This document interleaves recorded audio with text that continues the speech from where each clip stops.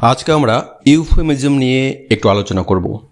এই ইউফেমিজম যার বাংলা অর্থ হচ্ছে সুভাষণ, এটা একটা ফিগার অফ স্পিচ এবং একই সঙ্গে আমরা এটাকে লিটারেরি টার্ম বলতে পারি।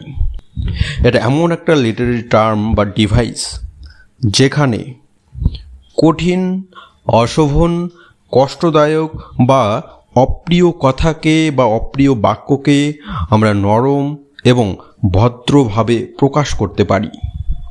সহজভাবে বললে হার্শ বা আনপ্লিজেন্ট কথাকে, আনপ্লিজেন্ট বাক্যকে পোলাইট ওয়েতে আমরা ব্যক্ত করতে পারি বা ব্যবহার করতে পারি। চলো দুটো উদাহরণ দেখে নেব। নাম্বার 1, শি ইজ ব্লাইন্ড, সে হয় অন্ধ। সে অন্ধ এই কথাটা না বলে আমরা বলতে পারি শি ইজ ভিজুয়ালি চ্যালেঞ্জড। একটু ভদ্রভাবে, একটু পোলাইট ওয়েতে আমরা সেটাকে ব্যবহার করলাম। নাম্বার 2, হি ইজ ডেড, সে মৃত। হি ইজ ডেড সেই কথাটা না বলে আমরা ব্যবহার করতে পারি he is no longer with us, সে আমাদের মাঝে আর নেই।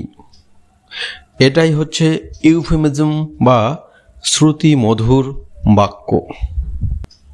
আজকে এতটুকুই, খুব তাড়াতাড়ি আবারও নতুন ভিডিওতে দেখা হচ্ছে। ততক্ষণ take care, tata bye, thank you.